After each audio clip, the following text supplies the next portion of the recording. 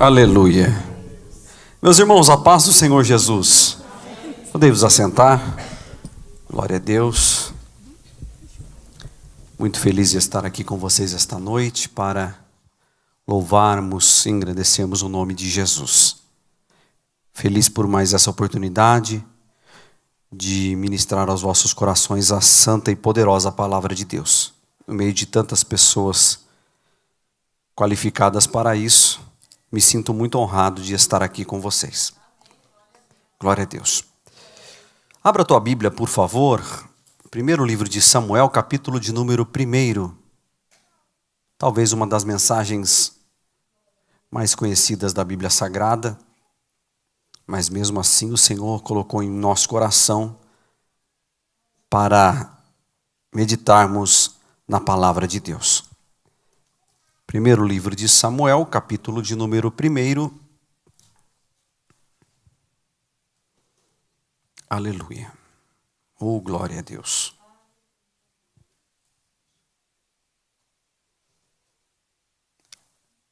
Amém, meus irmãos?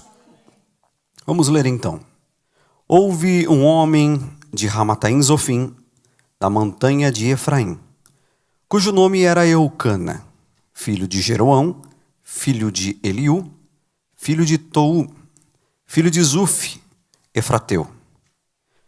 Este tinha 2 mulheres. O nome de uma era Ana, e o nome de outra, Penina. Ponto e vírgula. Penina tinha filhos, porém Ana não tinha filhos. Subiu, pois, este homem da sua cidade de ano em ano, subia de ano em ano, para adorar e sacrificar ao Senhor dos Exércitos em Siló. E estavam ali os sacerdotes em Siló, e estavam ali os sacerdotes do Senhor, Ofni e Finéias, os 2 filhos de Eli.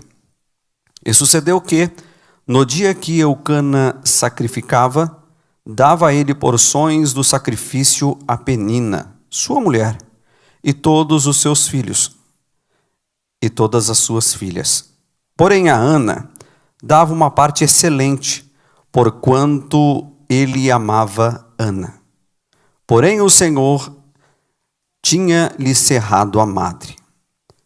E a sua competidora excessivamente a irritava para a embravecer. Portanto, o Senhor lhe tinha cerrado a madre.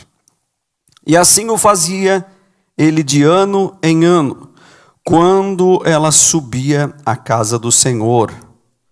Assim a outra a irritava, pelo que chorava e não comia. Então Eucana, seu marido, lhe disse: Ana, por que choras? E por que não comes? Por que está mal o teu coração? Não sou-te eu melhor do que 10 filhos? Então Ana se levantou depois de comerem e beberem em Siló. E Eli, o sacerdote, estava sentado numa cadeira, junto ao pilar do templo do Senhor. Ela, pois, com amargura de alma, orou ao Senhor e chorou abundantemente. E votou um voto, dizendo: Senhor dos exércitos, se benignamente atentares para a aflição da tua serva, e de mim te lembrares, e da tua serva te não te esqueceres, mas a tua serva deres um filho homem ou varão, ao Senhor te darei por todos os dias da minha vida, e sobre a sua cabeça não passará navalha. Amém. O que dizer desta mensagem? Uma mensagem muito conhecida entre os crentes, entre a igreja do Senhor. Gostaria, com muita humildade, de colocar o tema nesta mensagem: ela venceu. Olhe para o teu irmão, por favor, com muito amor, e diga: ela venceu. Temos na Bíblia Sagrada inúmeros casos de pessoas, de mulheres, que tinham o mesmo problema que Ana.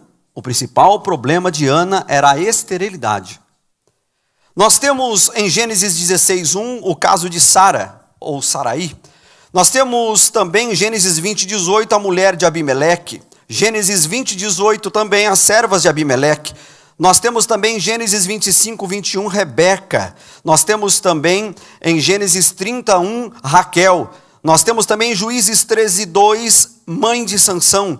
Nós temos aqui o caso a qual nós vamos meditar, estudar e apregoar a palavra, 1 Samuel, capítulo de número 1, Ana. Nós temos no capítulo 6 de 2 Samuel 6,18, nós temos Mical. Nós temos também no 2 Reis, capítulo de número 4, versículo de número 14, Sunamita. Nós temos também no Novo Testamento, Lucas 1,7, Isabel, mãe de João Batista.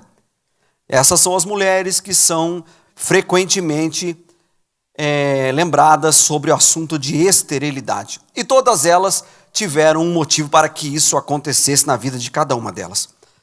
Coloco aqui já, abro aspas na mensagem para dizer para você que tudo, não alguma coisa ou algumas coisas, tudo tem um propósito de Deus para a sua vida.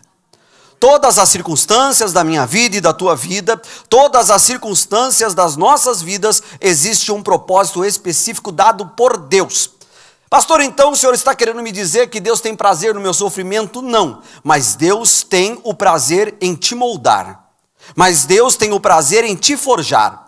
Mas Deus tem o prazer em cuidar de você para que você, no final de toda a sua carreira, não lance a tua alma no inferno, mas que em toda a sua carreira de ser moldado, de ser projetado, de ser fabricado por Deus, você herde o céu.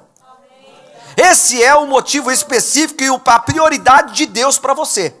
A prioridade de Deus para mim e para você é nos moldar, nos forjar, a ponto de que nós estejamos no final da nossa carreira, aonde Deus quer que nós estejamos. Então glorifique a Deus, porque ela venceu e também você vai vencer esta noite em nome de Jesus.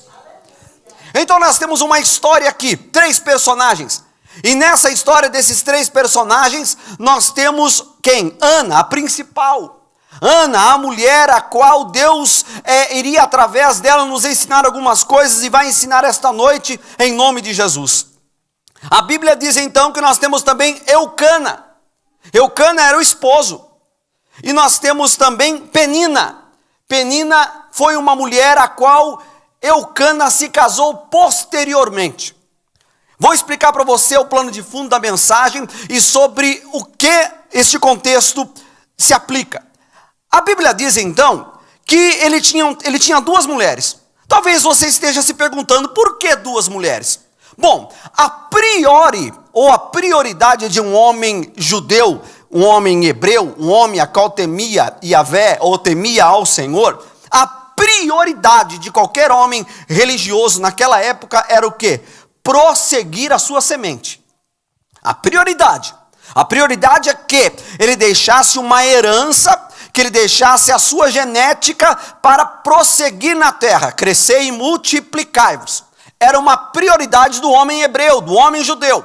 E por conta disso, existia na lei de Moisés o quê? Existia que se a sua mulher, a sua primeira mulher, o amor da sua vida, não pudesse ter filhos depois de um tempo de casamento, fosse constatado que ela não pudesse ter filhos, ele poderia contrair o segundo casamento para que, o quê? Para que ele pudesse prosseguir a sua semente. Amém, irmãos? Amém. Então esse é o contexto da história. Esse é o contexto da vida de Ana.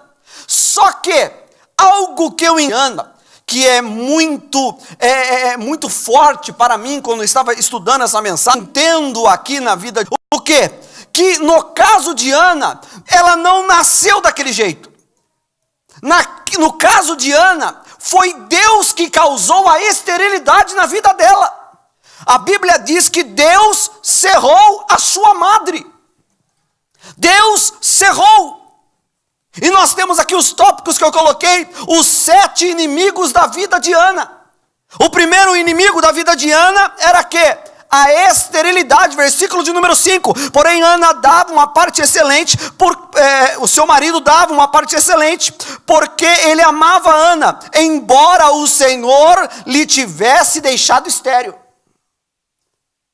Então concluímos na mensagem que quem tirou a possibilidade de Ana ter filhos foi exatamente Deus. Aí você pode estar se perguntando, por que Deus faria isso com alguém a qual ele amava e a qual esta pessoa temia ele? Nós vamos entender aqui. Segundo inimigo na vida de Ana, primeiro a esterilidade, segundo o que? A humilhação. Porque a Bíblia diz o quê? E a sua rival a provocava para irritar. Ou seja, Deus permitiu que ela não tivesse filho, que ela fosse aos olhos humanos uma pessoa que era desprovida da graça de Deus. Quem sabe uma outra palavra que a gente acha muito forte, mas que na verdade não é. Ela era uma pessoa desgraçada, desprovida da graça de Deus. É isso que quer dizer desgraçada. Era uma pessoa que não tinha graça. E a sua rival então provocava excessivamente. Para quê? Para irritar. Porque o Senhor a havia deixado estéril. Versículo de número 6. Primeiro então esterilidade, segundo humilhação. Os 7 inimigos da vida de Ana. Terceiro, tristeza. Então Eucana, o seu marido, lhe disse: Ana, por que você chora? E por que você não come? E por que está mal o teu coração? Não sou eu melhor para você do que 10 filhos? A Bíblia não diz, mas nos dá a entender que a outra mulher devia ter pelo menos uns 10 filhos. Porque senão, por que ele ia citar? Eu não sou melhor do que todos aqueles filhos para você? Então, esterilidade, humilhação, tristeza. São coisas que só acontecem com quem está vivo.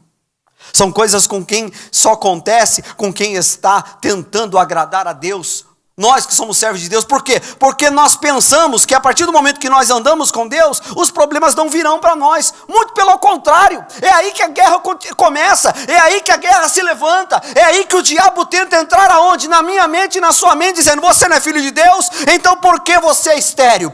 Ei, você não é filha de Deus, então por que vive humilhado? Você não é filho de Deus, então por que vive na tristeza?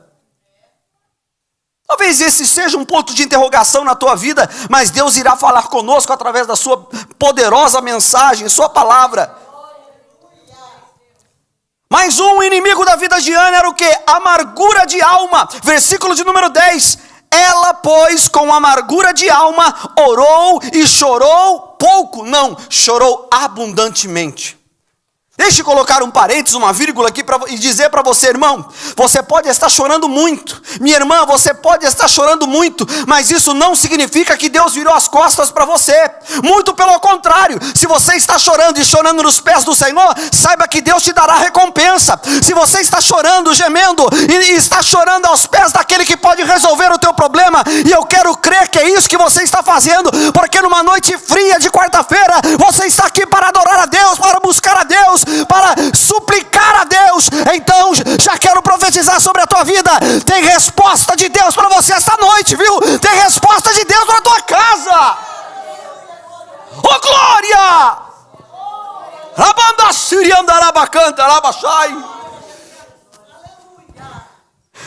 Esterilidade, humilhação, tristeza, amargura de alma, atribulada de espírito.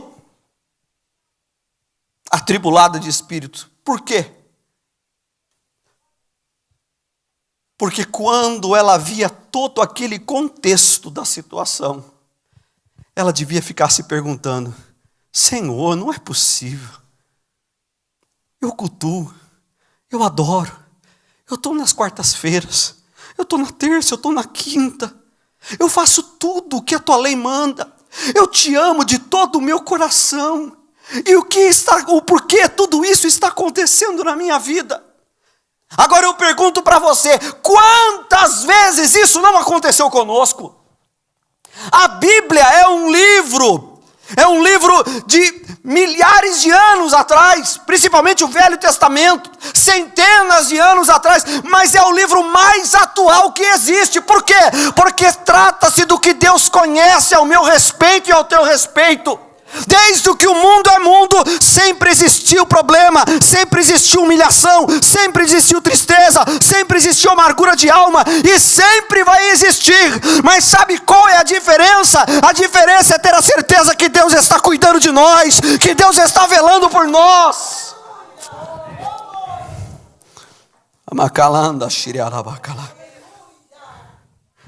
atribulada de espírito.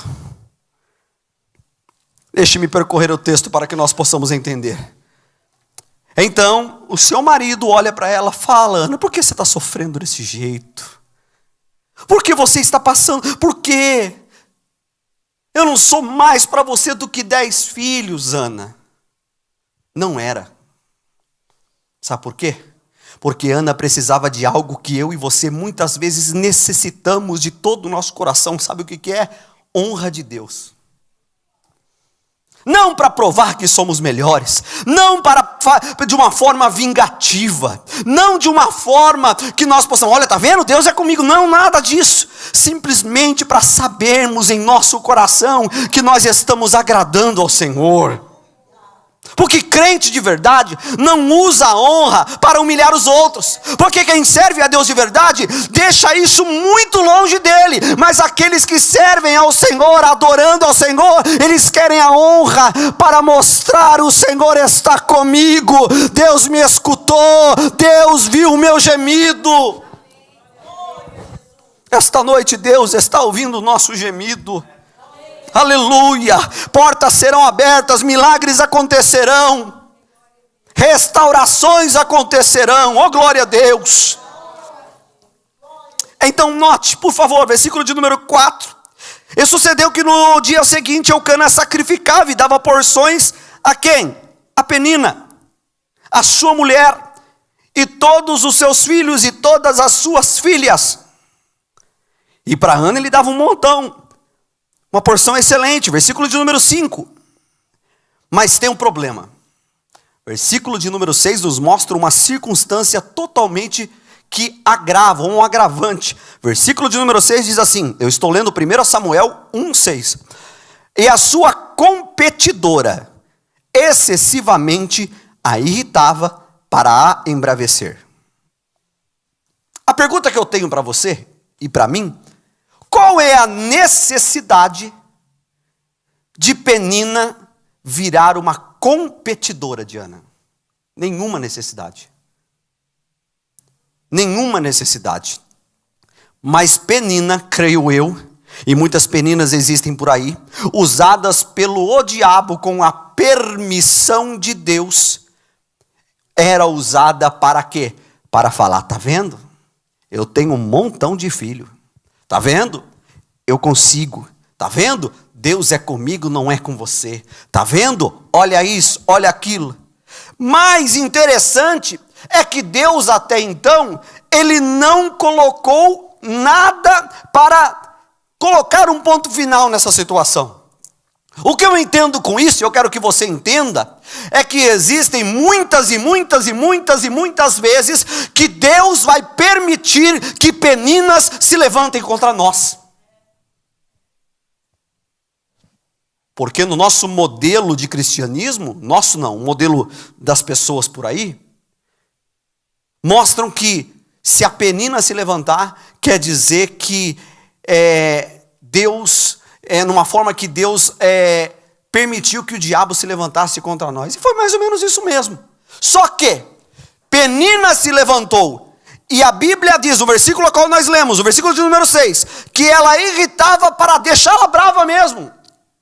Mas não, entenda uma coisa, irmão, Deus exige e faz que situações se transformem insuportáveis para que nós tenhamos reações diferentes. Porque se Penina não tivesse entrado na vida de Ana, Ana seria estéril a vida toda. Você está entendendo o que eu estou dizendo? Se Penina não tivesse entrado na tua vida, você não estaria num culto de oração. Se Penina não tivesse levantado na tua vida, você não ia vir para a igreja, você iria malemar vir de domingo. Mas Penina entrou na tua vida, entrou na minha vida, sabe para quê? Para nos colocar no lugar, na brecha em que Deus quer que nós estejamos.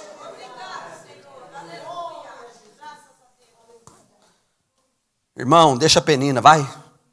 Seu negócio não é com Penina, seu negócio é com Deus. As irritações de Penina não podem mudar o que Deus tem para você.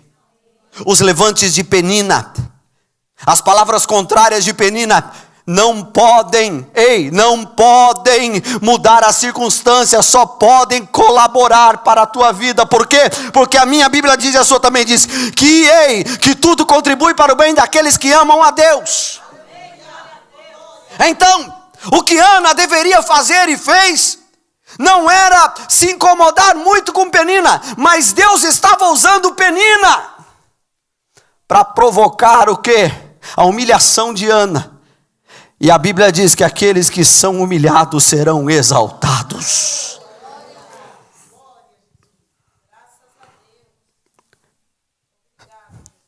Sete inimigos da vida de Ana. O sexto é ansiedade. Ansiedade. E ansiedade é uma das piores coisas que um crente pode ter. E todos nós temos. Não adianta falar que não temos. Começando de mim, a palavra está aqui. Ansiedade é a pior coisa. Ansiedade, por quê? Vou explicar para você. Preste atenção. Vamos supor que eu entreguei um problema que somente o pastor Euclides pode me ajudar para resolver. Ele é inteiramente capaz e me disse que iria resolver. Olha, pastor Marcos, fica tranquilo, está tranquilo, eu vou resolver para você. E ele disse que iria resolver e que tomaria conta desta provação e desta luta por mim e iria me ajudar, que era para mim se aquietar. Amém, irmãos? Aí amanhã de manhã eu ligo, pastor Euclides, não esquece de mim não. Amanhã à tarde, pastor Euclides, já fez o que eu pedi para o senhor? Aí amanhã à tarde a gente de novo, pastor Euclides, esquece do teu servo não. E aí vai indo. Você que é ser humano, no 18º dia que eu estivesse ligando para você, você já estaria gostando de mim do mesmo jeito? Dificilmente não. Fala, aquele pastor Marcos Tasca é uma mala, viu? O que eu estou querendo dizer com isso? Estou ligando de novo. Nem atende mais, né, pastor Euclides? Nem atende mais. O que eu estou querendo dizer para você é que se Deus está dizendo para nós que nós devemos confiar plenamente no poder que Ele tem para exercer sobre os nossos milagres, sobre as coisas que pesam o nosso coração. O que tem pesado o teu coração? O que tem afligido a tua alma? Aí a pergunta que eu, como servo de Deus, tenho para fazer para você, mediante a palavra de Deus, você já entregou, então por que fica cobrando? Cobrar de Deus é a mesma coisa de eu entregar para Ele e dizer, eu estou te entregando, mas eu não confio não. Ou você confia ou não confia. Ou é crente ou descrente. Ansiedade. Quando ela chega até... A situação era tão terrível que ela chega de manhã no templo. E ela dobra os seus joelhos na porta do templo. Por que na porta do templo? Porque ela não podia chegar muito perto. Porque ela era considerada desprovida da graça. Ela não podia entrar. Ela não podia. Primeiro, como mulher, pior ainda, porque ela estava, o quê? Ela era uma mulher estéril, considerada sem a graça, sem o favor de Deus. Mas mesmo assim, ela se prostra ante ao templo e começa a balbuciar, gemer. E a Bíblia diz que ela chora abundantemente. E se a Bíblia diz que ela chorou abundantemente, irmão, ela deve ter chorado muito. Muito. Imagina só a cena. A ponto de chorar, e da metade para frente ela não conseguir falar mais nada. Aí ela começa só a mexer a boquinha e falando. E falando. Aí o sacerdote olha lá e fala, não é possível. Está na Bíblia isso. Mais ou menos 9, 10 horas da manhã e essa mulher está embriagada aqui. Embriagada. O sacerdote vem ao encontro dela. E ela fala assim, não tome a sua serva como filha de Belial. Resumindo, não tome a sua serva como uma pessoa que não tem Deus, desviada, nada disso. É que eu estou amargurada de alma. Se fosse outras pessoas, poderiam até retrucar, porque a Bíblia não diz a intensidade que Eli falou para ela, mas deve ter dado uma bronca. Eli não deve ter, como a gente diz, não deve ter amaciado não. Ele falou, o que você está fazendo aqui essa hora bêbada aqui no pátio? Mas a resposta dela foi diferente do que muitos crentes de hoje em dia. Que se o pastor der uma correção, fala, aqui eu não volto nunca mais. Você acha que o azar é do pastor? O azar é nosso. Porque o pastor está exercendo autoridade sobre nós. O profeta estava errado, ela não estava bêbada, ela não estava embriagada, mas mesmo assim ela exerceu a sua humildade e lembrou que ela tinha um foco. O foco em quê? O foco em alcançar o seu milagre. Não deixe, preste atenção aqui, não deixe que as distrações, não deixe que as arestas que o diabo deixa pelo caminho arranque o teu foco. Não deixe que as palavras contrárias, não deixe que as pessoas que não têm a mesma visão que você tem de Deus arranque o teu foco. Você tem um alvo, amém? Você tem um alvo, você sabe o que você quer, você conhece o teu Deus e você está aqui esta noite buscando isso dele. Ela poderia retrucar com o sacerdote, mas ela diz, não tenha a tua filha como endemoniada, ou filha de Belial, eu estou aqui porque eu não aguento mais. Sabe o que ela fez? O que está escrito lá em Provérbios, a resposta branda desvia o furor. Vem com uma paulada, lhe deu uma resposta de Deus. Se alguém vir querendo deixar você fora do contexto, deixar você do jeito que o diabo quer, sabe o que você faz? Palavra de Deus nele. Ah, porque eu não quero. Ah, porque eu não faço. Ah, porque eu não quero. Irmão, a resposta branda desvia o furor. Acabou. Como minha sogra dizia, quando um não quer, dois não briga. Não é verdade? Quando um não quer, dois não briga. Quando tem um crente na posição de Deus, dois não briga.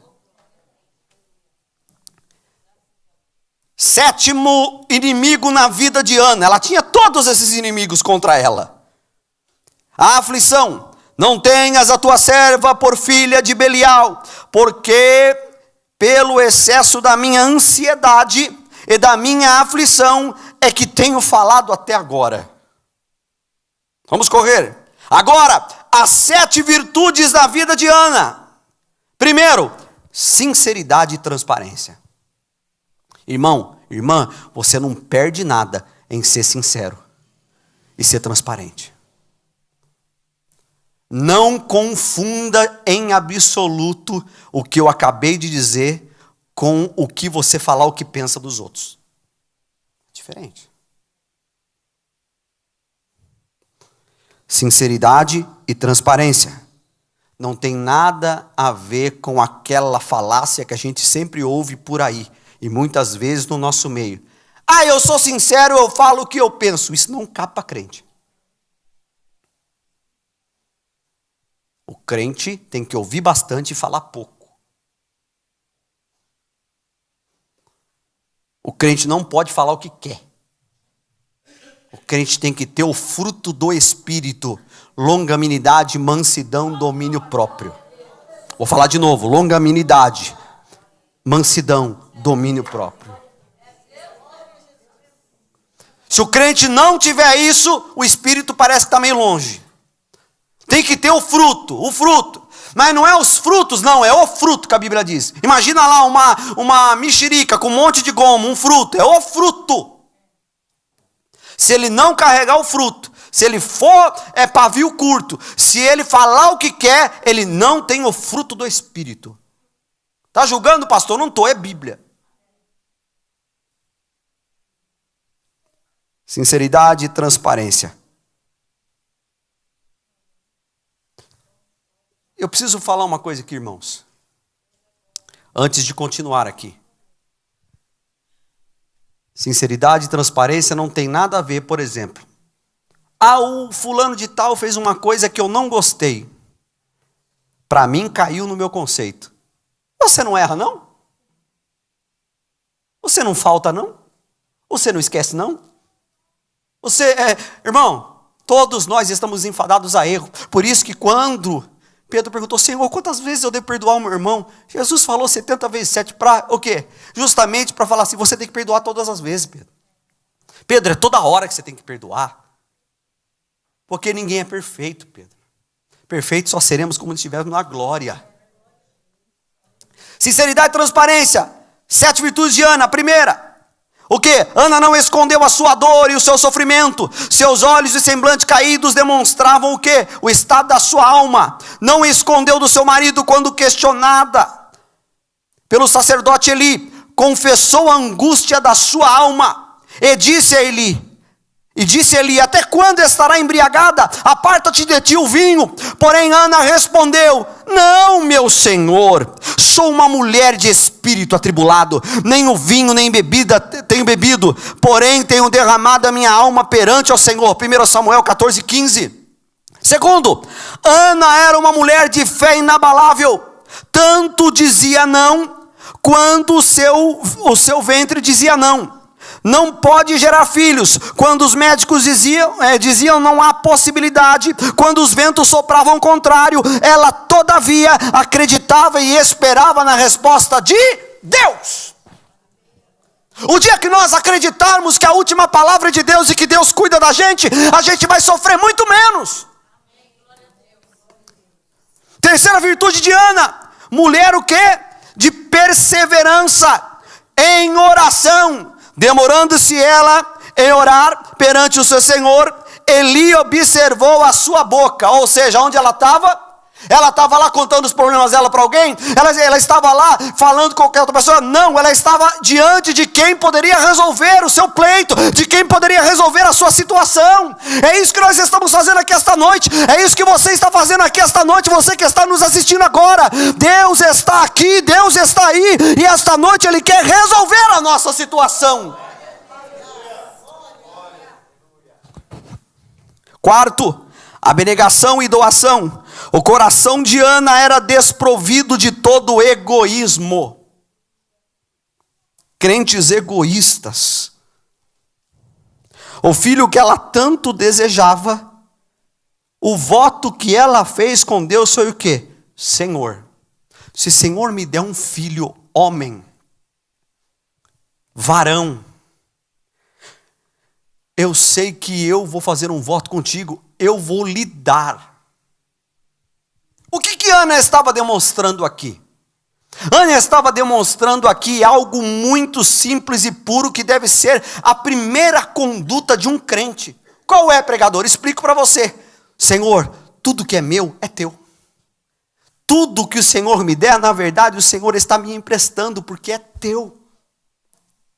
Ana sabia que o Deus que abriria a madre dela iria lhe dar outros filhos.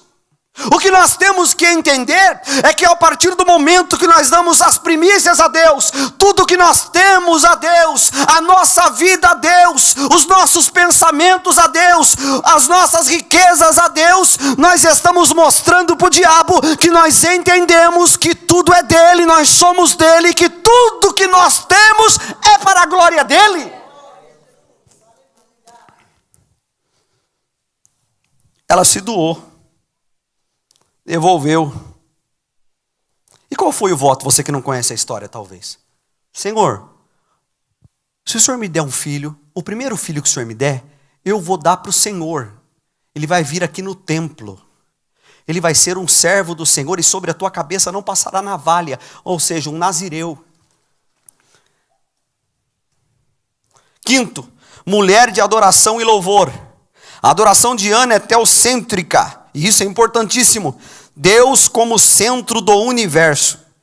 É carregada de verdades profundas sobre o domínio, soberania de Deus sobre os homens. A obra da criação e, sobretudo, a punição aos seus inimigos, os inimigos dele. O louvor de Ana demonstra uma intimidade com Deus, muito intensa. Eu estou se referindo a 1 Samuel 2:1-10, que quando ela recebe tudo isso de Deus, ela faz um louvor e adora o nome do Senhor.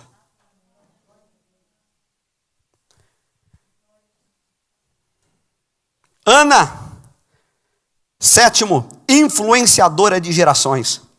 Ana influencia gerações de homens, mulheres, tementes a Deus. O rei Davi recita no Salmo 113, parte do louvor de Ana. Maria, mãe de Jesus, declama e magnifica em Lucas 1:46 e 55, como parte do louvor e adoração que aprendeu com Ana, no exemplo da mulher dedicada a Deus. São muitos os frutos da vida de Ana, por sua fé, dedicação, abnegação, perseverança. Mãe exemplar, uma mulher que suplantou e venceu os seus inimigos, terríveis e covardes dentro da tua alma.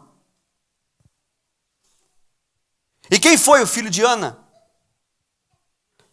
Samuel, que se tornou o primeiro profeta de caráter preditivo, ou seja, que predizia, que profetizava e acontecia, trazendo uma geração de bênção sobre a face da terra.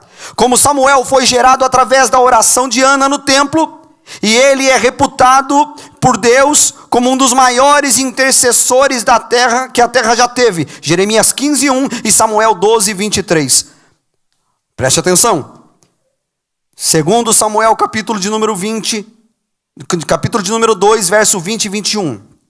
Ana teve outros 5 filhos, povoando a terra de adoradores, o filho dessa mulher vitoriosa. Fechando a mensagem, o que eu quero dizer ao seu coração é o seguinte: você não está aqui esta noite à toa. Você não está ouvindo esta mensagem à toa. Você está cultuando a Deus, porque Deus tinha um plano para você estar aqui esta noite. E que se você cravar esta mensagem no seu coração, sairá daqui hoje com seu Samuel. Samuel, com seus 86 anos de idade, já idoso, recebe a voz de Deus. E ouve a voz de Deus, e Deus fala para ele: vai até Belém, porque eu tenho me provido de um rei. Samuel, com seus 80 e poucos anos, ouve a voz de Deus e entra dentro da casa de Jessé. E vocês conhecem a história. Ele unge o maior rei de Israel, o rei mais conhecido. Ou seja, tudo o que Ana fez teve fruto na vida de Davi. Tem fruto nas nossas vidas hoje. O que eu estou querendo dizer, fechando a mensagem, é exatamente o seguinte: se você guardar esta mensagem no seu coração, crer de toda a sua alma, sairá daqui com o seu Samuel, e lá na frente você vai ver aquele culto de ciclo de oração, aquela quarta-feira, aquela mensagem, aquela adoração, aquele momento, mudou a minha história. Aleluia! Creia! Creia, acredite, deixa a penina chacoalhar, deixa a penina bater lata vazia. O que vale é a vontade de Deus para você esta noite, e a vontade de Deus para você esta noite é milagre, é reestruturação, é mover de Deus, é porta aberta, é milagre, coisas novas. Oh, glória a Deus! Se coloque de pé em nome de Jesus. Oh, glória! Não estou nem aí com o que o diabo vai falar, irmão. O diabo pode falar o que quiser de mim. O que vale é que Deus fala. O diabo pode dizer. Irmão, você acha mesmo que o diabo vai dizer coisa boa de você? Vai nada. Você acha mesmo que o diabo vai afagar o teu... Não. Você acha mesmo que as pessoas que são usadas por Satanás vão te afagar? Vão não. Vão dizer para você muita coisa que vai te entristecer. Mas deixa. A palavra de Deus nos diz esta noite: se nos humilharmos, Deus irá nos abençoar. Feche os seus olhos, coloque a mão no seu coração. Pai amado e justo, eu quero te glorificar pela tua bendita palavra. A palavra é tua, não é minha, Senhor. O que nós precisamos, Senhor, de toda a nossa alma, é já agradecer pelo que o Senhor vai fazer, pelo que o Senhor já está fazendo. Senhor, muitas pessoas sairão daqui esta noite, aleluia, sairão daqui esta noite com o seu Samuel gerado, com o milagre gerado, com o milagre, com a reestruturação, com o levantamento das tuas mãos. E quando o Senhor levanta, Senhor, ninguém pode nos rebaixar. Quando o Senhor levanta, ninguém pode nos humilhar. Senhor, nós te glorificamos porque a tua palavra é verdadeira, é fiel e não volta atrás, antes lhe faz o que lhe foi proposto. Senhor, eu quero abençoar a vida de cada irmão, de cada irmã, aonde existe uma pessoa, Senhor, que talvez esteja, Senhor, passando essas 7 provas de Ana, essas provações, essas lutas, enfermidade. Eu te repreendo em nome de Jesus. A enfermidade saia deste corpo agora, seja repreendido em nome de Jesus de Nazaré. Pai, se o problema é relacionamento, se o problema, Senhor, é sentimental, Pai, o Senhor fez a família, o Senhor fez, Senhor, o homem e a mulher, para que vivam juntos, em nome de Jesus. Que tudo aquilo que o diabo tem implantado nesta mente, seja repreendido em nome de Jesus. Toda seta, todo laço, toda, Senhor, toda artimanha do inferno, neste relacionamento, eu te repreendo. Demônio, saia desta vida agora em nome de Jesus. Pai amado e santo, Pai amado e santo, se o problema, Senhor, Deus, for autoestima baixa, Senhor, faça essa pessoa entender que o Senhor está no controle, que o Senhor a ama. Enche essa pessoa de amor, de unção, da tua presença, da tua glória, Jesus. Senhor, queremos te louvar porque estamos gerando Samuéis aqui esta noite. Queremos te louvar, Senhor, porque toda honra e toda glória é dada somente ao Senhor. Em nome de Jesus, como ministro do Evangelho, eu abençoo a tua vida. Seja abençoado agora, em nome de Jesus. E você diz amém. Aplauda Jesus e pode se assentar. Amém, glória a Deus. Aleluia, oh glória a Deus.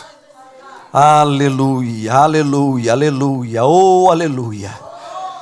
Neste momento aceitou Jesus Priscila Antunes Correia da Silva, 38 anos, de Mogi das Cruzes. Você pode aplaudir a Jesus pela vida dela? Oh aleluia, glória a Deus. Senhor, nós queremos orar pela tua filha. Oh Senhor, escreve, Senhor, o nome dela no livro da vida. Arranca, Senhor, todos os males. Abençoe, Senhor, transforma, dê vitória. Como o Senhor mudou a nossa vida, mude a dela também.